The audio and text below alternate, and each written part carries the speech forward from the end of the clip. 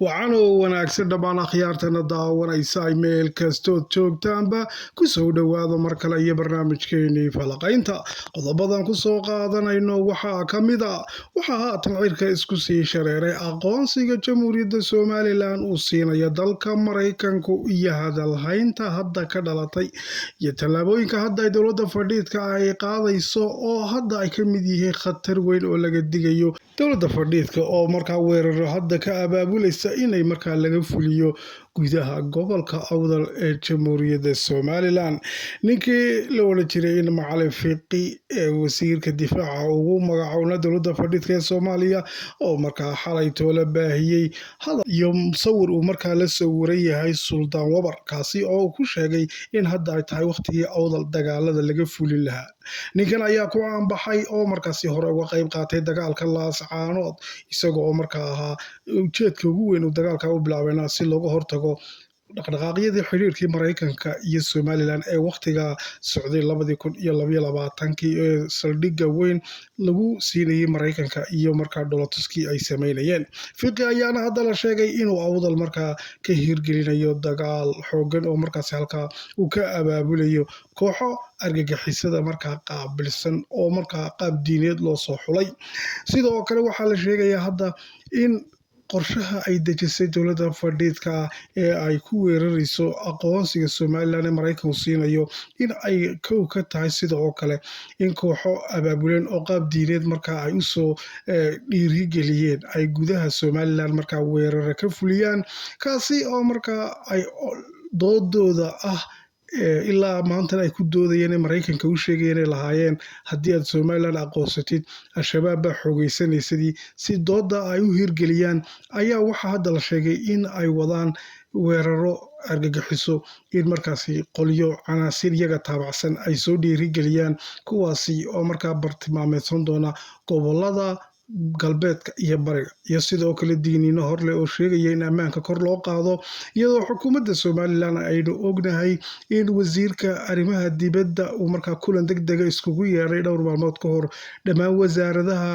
ka koobanta xukuumadda somalilan kaasoo xagga amniga uu kala hadlayay haddana waxaa hadda jirta xogo kale oo markaa ka digaya dadka shacabka ah ee reer somalilan markaa inay indhaha furaan oo ay la socdaan qof kasta markaasi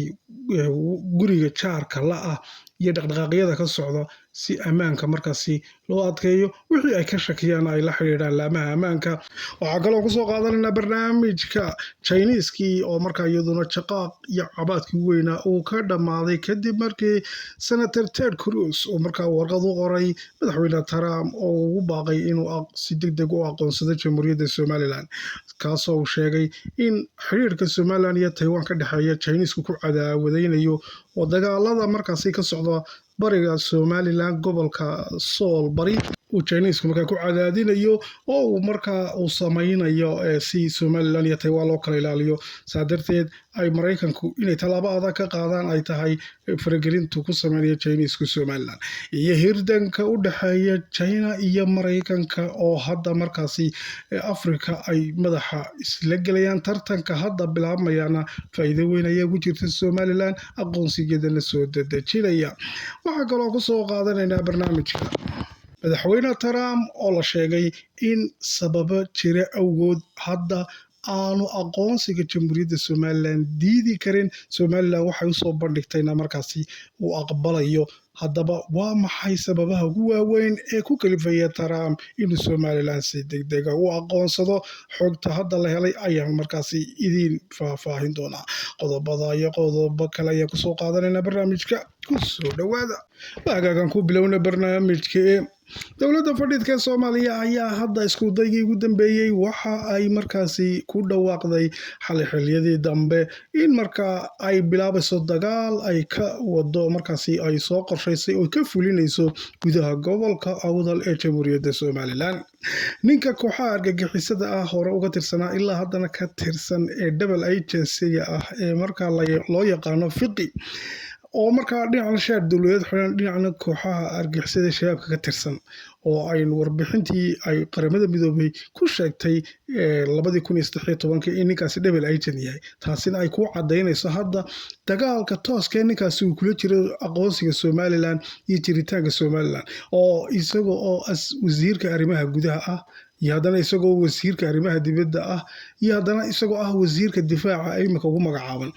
saddexda taytalba isagoo haysta mar walba shaqadiisu isagu wuxuu focus ugu saaran yahay siduu Somaliland aqoonsigeeda ula dagaalami lahaa ula curiyaamin lahaa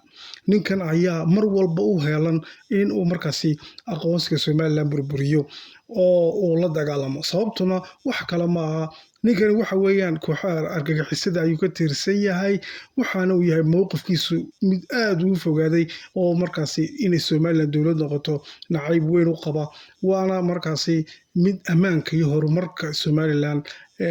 nacab sida kooxaha xagjirka ammaanka iyo horumarka u nacab yihiin haddaba waxaa jirta hadda inuu abaabulka ka wado gobolka Awdal ayuu xalay talo ku dhawaaqay dagaal ka bilaabayo